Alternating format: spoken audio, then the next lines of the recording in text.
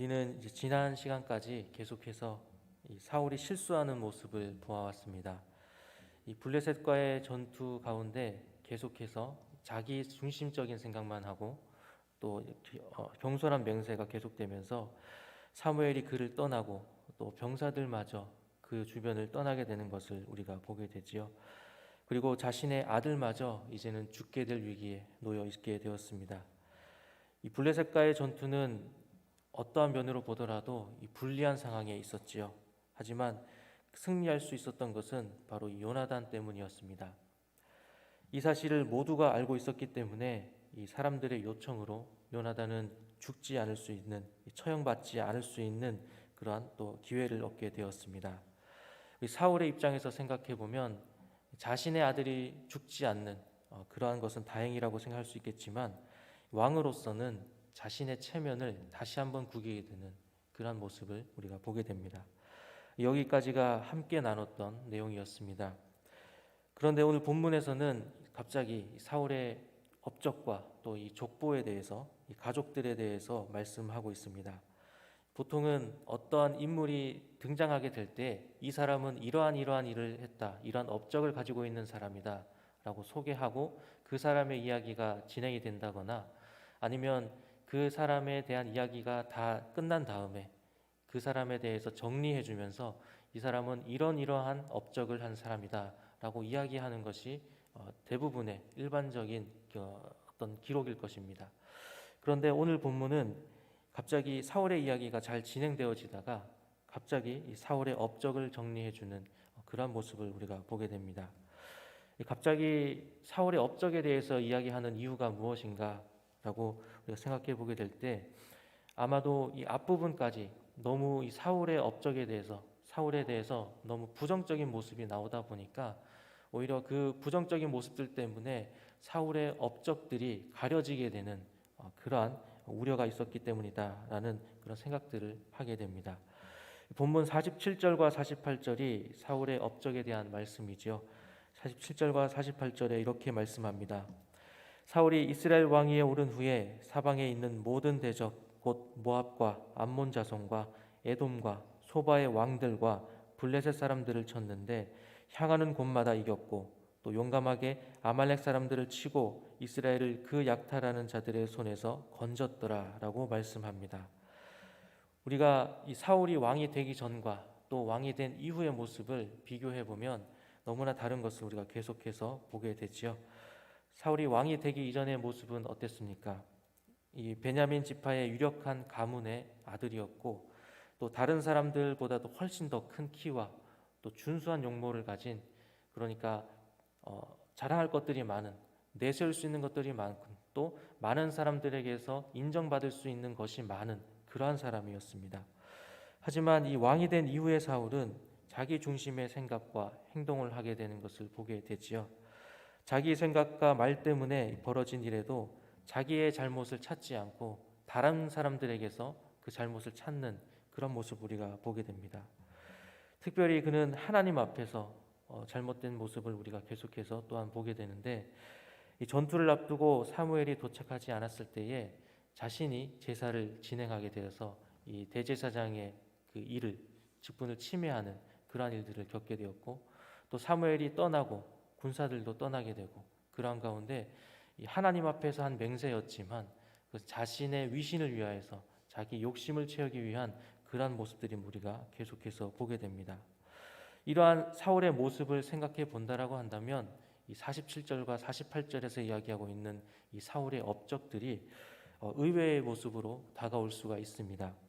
우리가 계속해서 부정적인 모습만 보아왔는데 이 사울은 가는 곳마다 승리하는 자였고 또 이스라엘을 약탈하는 이 아말렉을 쳐서 이스라엘 백성들을 구해낸 영웅이 되는 것을 우리가 보게 됩니다. 이 사울이 부족한 모습, 특별히 하나님 앞에서 부족한 모습이 많았음에도 불구하고 계속해서 승리할 수 있었던 것을 우리가 어떻게 이해해야 할까요? 우리는 하나님의 관점과 또 우리의 관점이 다를 수 있다는 것을 기억해야 합니다. 약한 왕이라고 하면 우리가 쉽게 떠올리게 되는 아합 왕이 있지요. 이 아합 역시도 많은 곳에서 전투에서 승리하는 것을 우리가 보게 됩니다. 그러나 그는 분명히 성경에서 악한 왕임을 말씀하고 있고 또 마지막에 또 하나님이 그 심판하신 대로 예언하신 대로 그렇게 죽게 되는 것을 우리가 보게 됩니다. 그는 왜 악한 왕이라고 칭했습니까? 바로 하나님을 예배하지 않았고 또 우상을 숭배했기 때문이었지요. 우리가 역대하 말씀을 계속해서 나눌 때에도 하나님을 예배하는 성전 중심의 통치를 했느냐 아니면 그렇지 않았느냐에 따라서 이 왕에 대한 평가가 달라지는 것을 우리가 보아왔습니다. 이 악함도 하나님은 자신의 뜻을 이루시는데 사용하신다라는 것 또한 우리가 계속해서 말씀을 통해서 보아왔습니다. 이러한 것을 볼 때에 이 사울이 가진 훌륭한 업적들도 하나님께서 사용하셨다라는 것을 우리가 생각해 보게 되지요. 내가 오히려 하나님 앞에 잘한 것이 없음에도 불구하고 또 이런 것이 있다라고 한다면 그것이야말로 은혜일 것입니다. 하나님을 섬기는 데 있어서 서툰 사울이었지만 군사적으로는 분명히 능력이 있는 뛰어난 사람이었습니다. 이러한 사울의 모습은 아들인 요나단과 또한 계속해서 비교가 되지요.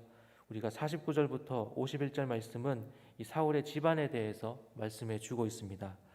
우리는 그 많은 사람들 중에서 특별히 요나단에게 관심을 가질 수밖에 없지요. 앞정에서 계속해서 이 아버지와 아들 너무나 비교가 되는 그러한 모습을 우리가 보게 됩니다. 요나단은 블레셋과의 전쟁에서 기습을 통해 전세를 완전히 뒤집어 버릴 만큼 또 아버지처럼 군사적인 능력이 뛰어난 사람임을 우리가 보았습니다. 그러나 아버지와 달랐던 것은 하나님을 신뢰할 줄 아는 사람이었다라는 것이지요. 그 기습이 성공할 수 있었던 것도 하나님의 표징을 기다렸기 때문입니다. 하지만 이 사울은 어떻습니까? 자신의 자리, 이 왕으로서의 위신밖에는 생각하지 않았습니다. 하나님의 자리에 그 자신이 또 자신의 어떤 욕심과 자신의 위치에 대한 그런 욕심이 있었던 것이지요. 사울이 사람을 생각하고 또 사람의 능력을 의지했다라는 것은 마지막 52절을 통해서도 우리가 확인하게 됩니다. 52절에 말씀합니다. 사울이 사는 날 동안에 블레셋 사람과 큰 싸움이 있었으므로 사울이 힘센 사람이나 용감한 사람을 보면 그들을 불러 모았더라라고 말씀합니다. 하나님의 통치를 받는 이스라엘을 다스리는 왕이라면 하나님의 뜻을 구하는 것이 가장 먼저 있지요. 그러나 사울은 힘센 사람과 용감한 사람을 의뢰하는 자였습니다. 그리고 그 결과는 어떠했습니까? 사울이 불러 모은 용사 중에서는 바로 그를 대신하여서 왕을 잇게 되는 다윗이 있었습니다. 그리고 그가 다윗 때문에 또 고생하는 것을 우리가 보게 되지요. 내가 잘 되는 것 같아도 또 하나님이 중심에 계시지 않으면 그 결과는 분명히 정해져 있다라는 것입니다. 오늘 말씀을 정리합니다. 사울의 업적과 집안에 대해서 기록하고 있는 오늘의 말씀을 통해서 우리가 깨닫게 되는 것은 무엇입니까? 하나님께서는 세상의 주관자로서 또 늘 우리의 삶에 개입하시고 또 간섭하셔서 자신의 뜻을 이루어 가시는 분이시다라는 것입니다. 하나님의 자리에 나의 생각, 또 나의 욕심, 나의 체면이 있어서 또 이런 것들을 앞세워서 지금은 잘 되는 것 같다 할지라도 나의 입장에서는 그렇게 한다고 할지라도 그러나 그 모든 끝은 하나님의 중심에 있느냐 또 그렇지 않느냐에 따라서 달라지게 된다라는 것을 우리가 보게 됩니다. 하나님을 알지 못하는 자들의 성공을 볼 때가 있습니다. 그러나 그것이 하나님을 신뢰하지 못하는 이유는 될 수가 없습니다. 만약 이 땅에서 성공을 허락하지 않으시더라도 최후의 승리는 결국 마지막에 결정되게 되는 것이기 때문입니다. 사울은 하나님을 섬기는 데 부족한 자였지만 전투에서 승리하고 영웅이 되었습니다. 오랫동안 왕의 자리를 지켜낸 사람이었습니다. 그러나 그의 마지막은 결국 실패인 것을 우리가 보게 됩니다. 우리는 오늘 말씀을 통하여서 모든 만물의 창조자 되시고 또 주관자로서 우리를 이끌어 가시는 하나님을 가장 먼저 찾고 또 신뢰할 수 있는 우리 모두가 되기를 소망합니다. 기도하겠습니다.